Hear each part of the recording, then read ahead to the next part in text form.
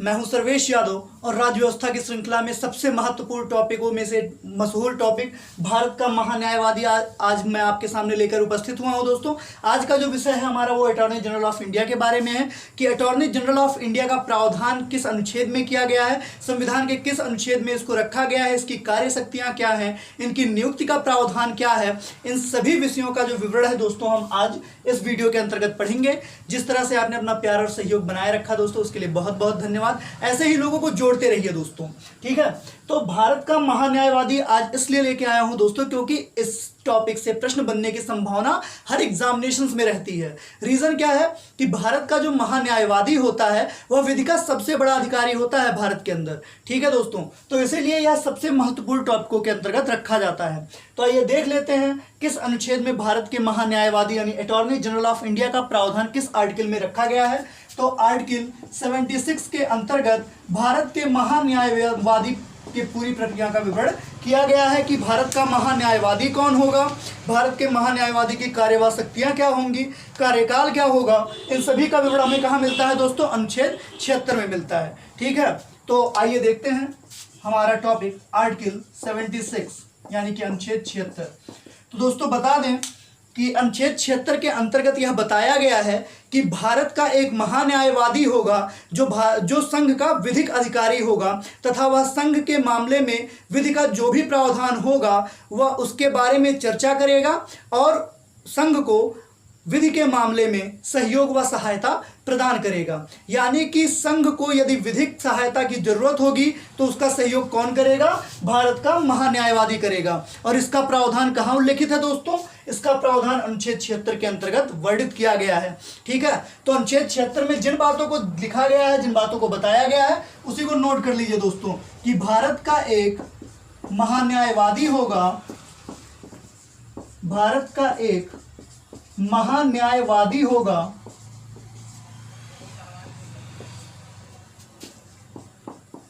जो भारत का सबसे बड़ा विधिक अधिकारी होगा, जो भारत का सबसे बड़ा विधिक जो भारत का सबसे बड़ा विधिक या कानूनी अधिकारी होगा। यह प्रश्न यूपीएसआई 2016 में पूछा जा चुका है दोस्तों कि भारत का सबसे बड़ा विधिक अधिकारी कौन होगा या भारत का सबसे बड़ा कानूनी अधिकारी कौन होगा। तो भारत का महान्यायवादी, ठीक है दोस्तों, इस बात को याद रखिएगा। यह बहुत बड़ा विवादित प्रश्न था 2016 में, तो याद रखिएगा भारत का सबसे बड़ा विधिक या कानूनी अधिकारी कौन होता है, भारत का महान्यायवादी होता है, जो भारत का सबसे बड़ा विधिक या कानूनी अधिकारी होगा तथा संघ को विधि के मामले में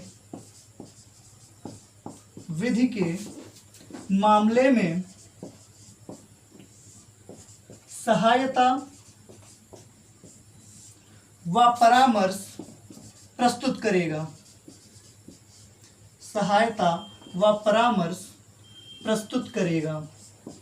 नोट कर लीजिए दोस्तों कि अनुच्छेद 76 में क्या बताया गया है। अनुच्छेद 76 में बताया गया है कि भारत का एक महान्यायवादी होगा जो भारत का सबसे बड़ा विधिक या कानूनी अधिकारी होगा तथा संघ को विधि के मामले में सहायता व परामर्श प्रस्तुत करेगा। इसी का विवरण दिया गया है अनुच्छेद 76 के अंतर्गत। दोस्तों आइए देख लेते हैं कि भारत के महान्यायवादी की नियुक्ति कौन करता है। तो दोस्तों बता दें आर्टिकल 76 क्लाउज 2 के अंतर्गत, आर्टिकल 76 क्लाउज 2 के अंतर्गत यह बताया गया है, सॉरी इसको क्लाउज 1 कर लीजिए दोस्तों।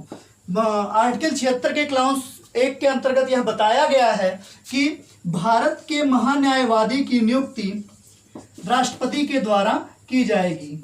भारत के महान्यायवादी की नियुक्ति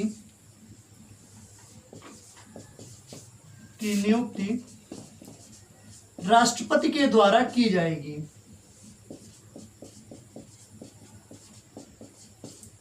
राष्ट्रपति के द्वारा की जाएगी। नोट कर लीजिए दोस्तों।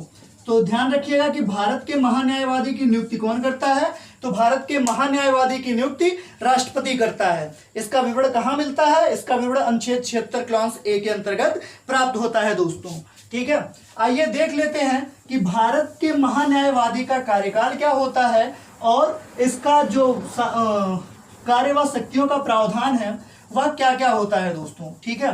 क्योंकि अगर कार्य व शक्तियों का विवरण प्राप्त है तो भारत के महान्यायवादी को विधिक अधिकारी कहने में कोई असुविधा नहीं होगी। तो इन सब बातों को नोट करते हुए चलिए दोस्तों,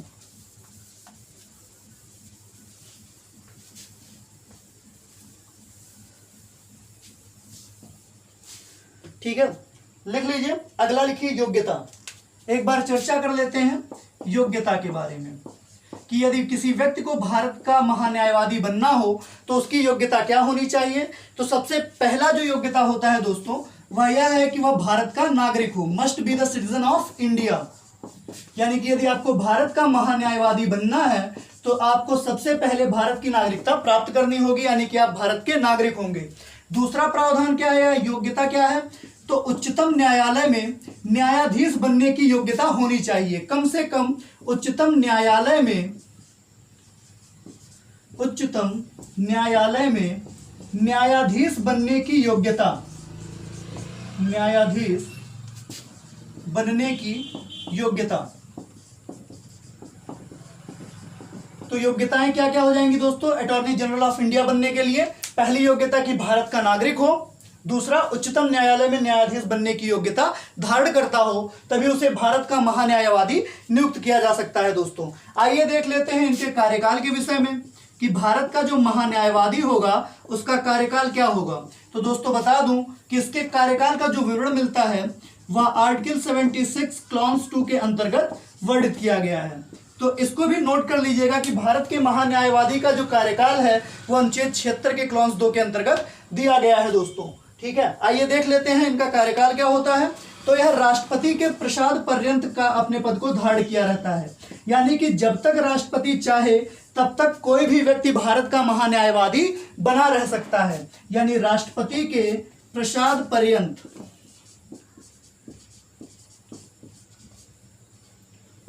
यदि आपसे कार्यकाल के बारे में पूछा जाए कि महान्यायवादी का कार्यकाल क्या होता है तो आप क्या बताएंगे, राष्ट्रपति के प्रसाद पर्यंत कोई भी व्यक्ति भारत के महान्यायवादी का पद धारण करता है या वह कार्यकाल धारण करेगा जो राष्ट्रपति निर्धारित करेगा, ठीक है दोस्तों। तो इन बातों को नोट कर लीजिए। फिर हम देखते हैं कि महान्यायवादी की कार्य व शक्तियां क्या है।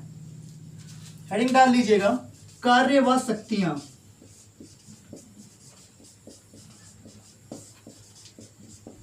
तो दोस्तों जो सबसे पहली शक्ति प्राप्त है भारत के महान्यायवादी को, किसी भी न्यायालय में सुनवाई करने का अधिकार।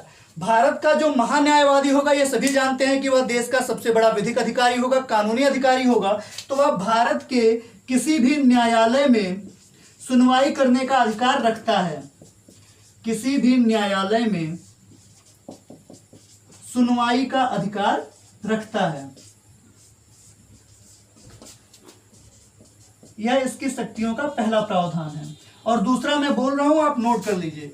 दूसरी शक्ति का जो प्रावधान है दोस्तों उसमें बताया गया है कि यह संसद के दोनों सदनों की कार्यवाहियों में भाग ले सकता है, लेकिन इसको मताधिकार का कोई भी अधिकार प्राप्त नहीं होगा। यानी कि अगर सदन में चुनाव चल रहा हो तो उस समय यह अपने मत का प्रयोग सदन के अंदर नहीं कर सकता, किसी भी उम्मीदवार को अपना मत नहीं दे सकता है।